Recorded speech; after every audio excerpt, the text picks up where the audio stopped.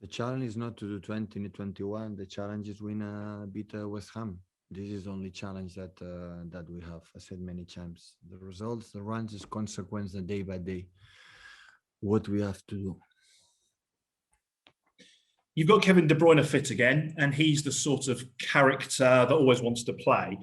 Can you give us a bit of an insight into the balance that you're having to find between the temptation, I suppose, to start him, but also just trying to make sure that he doesn't have any setbacks? He's fully fit. He was fully fit against Gladbach as well. So I'm not going to say anything differently. That how key, important, decisive player is Kevin for us. So in the last part of the season he must be so important.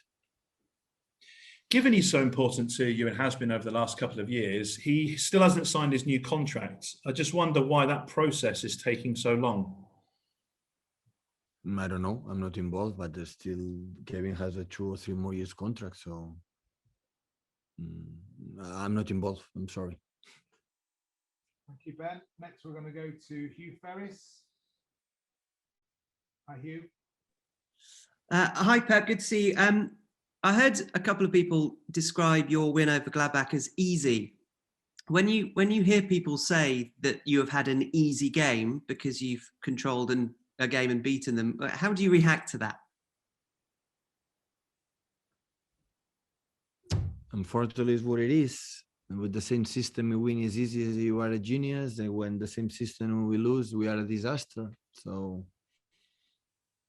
don't listen much, honestly. The best thing in this country is speak less than, for example, in Spain, in Italy, or in Germany. So here is quite better. So in that terms, it's not a big problem. The problem is always to know what the game was, what did you do, what they have done to get out Shakhtar Donetsk and Inter de Milan alongside Real Madrid in a different group stage. I know Gladbach quite well because I was working in Germany 3 years.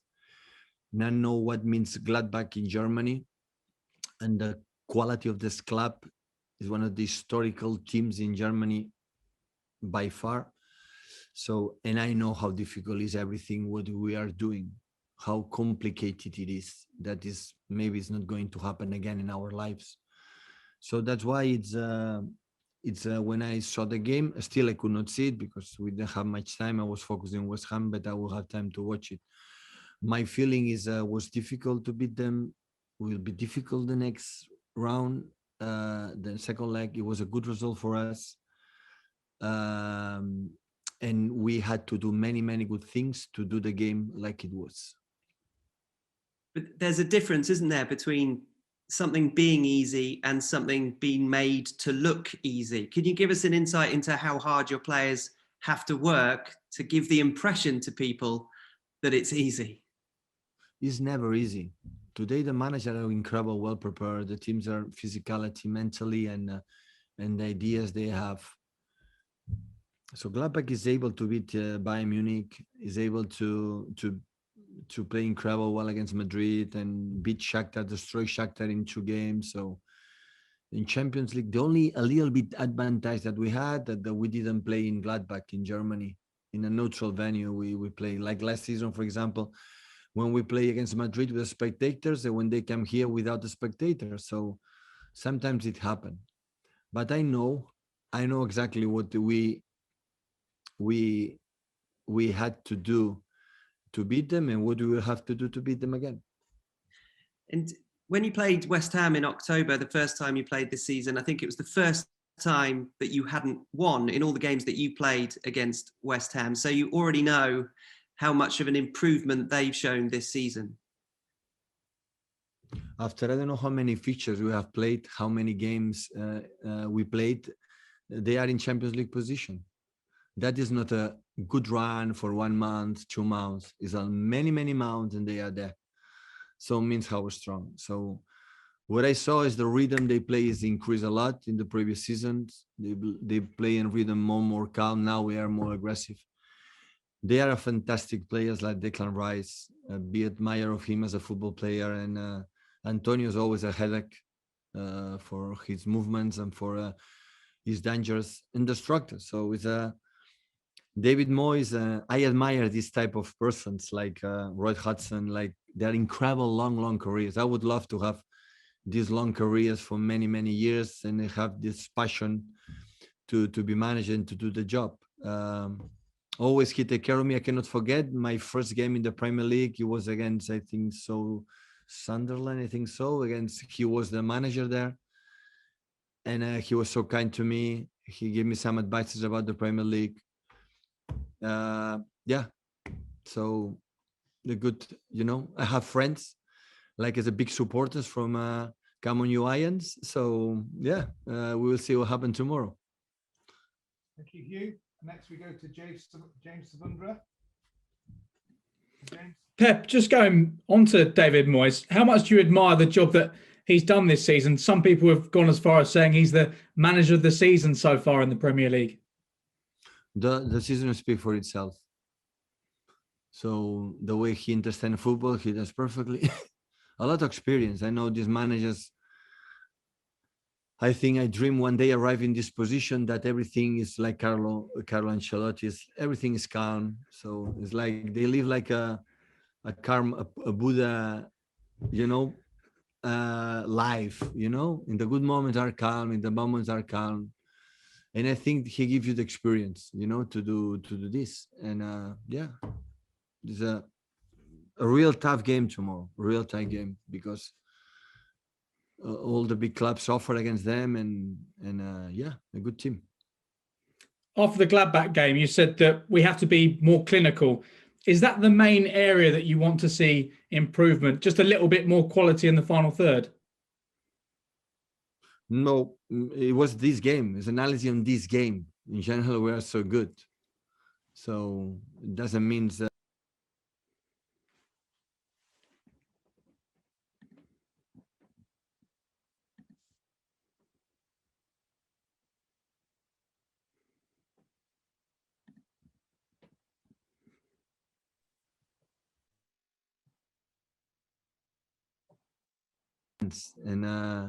And the chance that we had, you have to try to convert if you want to become a better team. Thank you, James. Next we'll go to Mike Minay. Mike. Hi, Pep.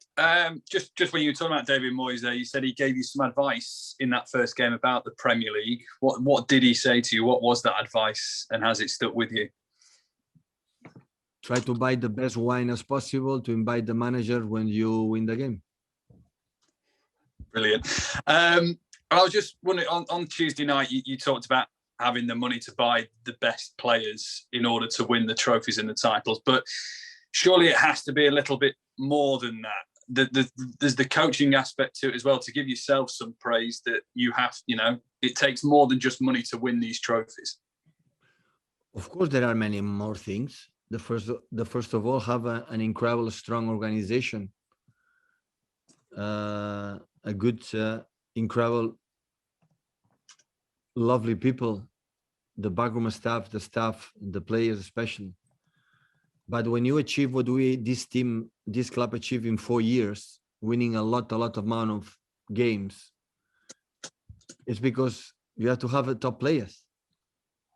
So you can win one title with average players. To win a lot of titles, you have to need a top players. And 3 top players cost money.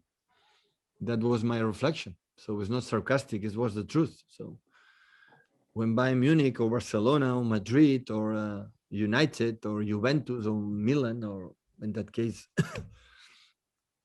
Celtic, the Glasgow Rangers, Celtic the Glasgow win more titles in Scotland because they have more money than the other clubs. So the way we are doing, every manager has his own way. Thank you. Thank you, Mike. Next we go to Simon Stone. Hi, Pep. Does that bother you? Because people talk about money, and obviously you need money to get good players, but unless you've got a system and unless the players are capable of executing a game plan, you won't win. There's a lot of teams that have spent a lot of money that didn't win anything. Yeah, we have this story behind us. So always I think will be with us. So, but that's true. When not just one journalist, many journalists. The only reason why we win is the money should be true. So we can accept it. So there is another clubs that you spend, or the budget they have are higher than us. Yeah, I know it, but we have that. You have to live with this. But like I said before with Mane is the same. So at the same side, we have incredible, strong organization, the club supporting all of us, the backroom staff, the work ethic that we have, all the club in all departments is incredible. It's incredible. But it's incredible. It was in Barcelona, it was in Munich, it's there. So it's not just me talking myself. All departments in the club, they're a machine. And that's why the organization is strong, is tough. We want to more and more and more and do it. But to win what we have done, not this season. So the last 4 seasons, we won a lot of games in all competitions, arriving in many finals, win a lot of titles. You have to have a good players.